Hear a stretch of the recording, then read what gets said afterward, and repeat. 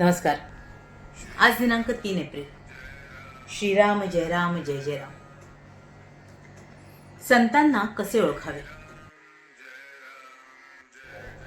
नमस्कार. आज दिनांक 3 एप्रिल. श्रीराम जय राम जय जय राम.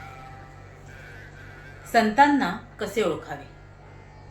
धान्यामध्ये काही खडे असे असतात की धान्यापासून ते वेगळे निवडता येत नाही. तांदळात पांढरे खडे असतात, ते निवडू गेले तरी निवडले जात नाहीत. त्याचप्रमाणे साधू लोक हे आपल्यात असतात. त्यांना पाहू गेले तर ते आपल्यासारखेच संसारात वावरत असलेले दिसतात, पण खरे पाहता ते आपल्यापेक्षा वेगळे असतात. पुस्तकातून साधूची लक्षणे पुष्कळ दिलेली असतात, पण त्याप्रमाणे आपण पाहू गेलो तर साधू ओळखता येईलच असे नाही. साधूचे एकच अचूक लक्षण सांगता येईल, ते हे की जो सर्व ठिकाणी देवाला पाहू शकतो तो साधू. पण एवढ्यावरून आपल्याला तो ओळखता येईल का? नाही. तर जेव्हा आपण साधू व्हावे तेव्हाच आपल्याला साधूला ओळखता येईल. जगात आपण कुणाचीच निंदा करू नये.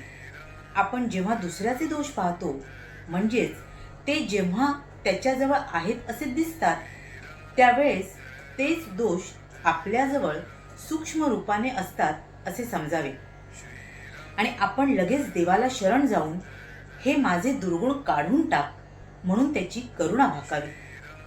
आपण जेव्हा जगात न्याय उरला नाही असे म्हणतो, त्यावेळेस आपल्याजवळ तो दोष आहे असे समजावे.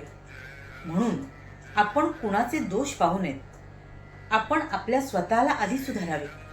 चित्तशुद्धी केल्याशिवाय आपल्या मनात सर्व ठिकाणी भगवत भाव उत्पन्न होणार नाही. म्हणून जेव्हा जेव्हा आपल्याला दुसऱ्याचे दोष दिसतात, तेव्हा आपलेच चित्त अशुद्ध आहे असे समजून आपण परमात्म्याची करुणा भाकून त्याला शरण जावे आणि माझे चित्त शुद्ध कर अशी त्याला विनंती करावी. असे केले म्हणजे आपले चित्त शुद्ध होत जाते आणि मग भगवंताची प्राप्ती व्हायला वेळच लागत नाही. जे मिश्रण आहे ते पचायला कठीण असते. उदाहरणार्थ भाजणी. मिश्रण नसलेले एकच शुद्ध अन्न पचायला सोपे असते. हे जसे खरे, त्याचप्रमाणे आपले अंतःकरण अगदी शुद्ध असावे, म्हणजे ते सर्वांमध्ये लवकर मिसळते. पण आपल्या अंतःकरणामध्ये स्वार्थाचे मिश्रण असल्यामुळे ते सर्वांमध्ये समरस होऊ शकत नाही. शुद्ध अंतःकरणाच्या माणसाचे चालणे हळू आणि बोलणे मृदू असते.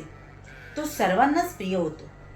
जगातले आपले समाधान किंवा असमाधान ज्या वृत्तीने आपण जगाकडे पाहतो त्यावर अवलंबून असते. माझ्याकरिता मी नसून मी लोकांकरिता आहे. माझ्याकरिता जग नसून मी जगाकरिता आहे, ही वृत्ती आपण ठेवावी.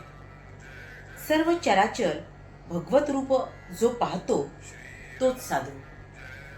श्रीराम जय राम जय जय राम. महाराज आपल्याला सांगतायत की खऱ्या संतांना, साधूंना ओळखणं खरंच कठीण असतं. कारण साधूंची जी लक्षणं आपल्याला माहीत असतात, त्यावरून फक्त आपण एखादी व्यक्ती साधू आहे, संत आहे हे खरंच जाणू शकतो का? कारण मुळात ते जरी आपल्यासारखे म्हणूनच या जगात वावरत असले तरीही ते भगवंताच्या अतिशय निकट असतात, कारण त्यांनी त्या उच्च कोटीची साधना केलेली असते. पण म्हणूनच आपण अशा संतांना ओळखण्याकरता स्वतःमध्येही तसे काही गुण उत्पन्न करणं आवश्यक आहे. पण आपल्याकडून काय होतं तर आपण दुसऱ्यांच्यातले दोष अधिक शोधत असतो. पण तसं न करता खरं तर आपण स्वतःकडेच लक्ष द्यावं. स्वतःमध्ये जे दोष आहेत ते सुधारण्यासाठी आपण नेहमीच प्रयत्नशील असावं आणि जेव्हा केव्हा हे दोष आपल्याला आढळून येतील तेव्हा आपण भगवंताला शरण जावं आणि त्याला सांगावं की हे भगवंता, माझ्यातले हे दोष तू तुझ्या कृपाशीर्वादाने दूर कर आणि माझ्या चित्ताची शुद्धी कर. आपण जर सातत्याने हे करत राहिलो तर आपल्यातले दोष हळूहळू कमी होत जातील आणि त्यायोगे आपण आपल्या भगवंताच्या अधिक निकट जाऊ शकतो. म्हणूनच आपण खरं तर संतांची संगत करणं आणि त्याहीपेक्षा श्रेष्ठतम म्हणजे अशा संतांनी, अशा गुरूंनी जे साधन, सर्वश्रेष्ठ साधन आपल्याला देऊ केले नामाचं, ते अगदी निष्ठेने करणं आवश्यक आहे. आणि त्यायोगेच आपण आपला परमेश्वर प्राप्त करू शकतो, आपला परमार्थ साधू शकतो. अशी भगवंताची प्राप्ती तुम्हा आम्हा आपल्या गुरुकृपेने लाभो हीच त्या गुरुचरणी प्रार्थना. तुम्हा साऱ्यांसाठीच खूप सारी गुरु ब्लेसिंग्स. श्री स्वामी समर्थ. जय गुरुदेव.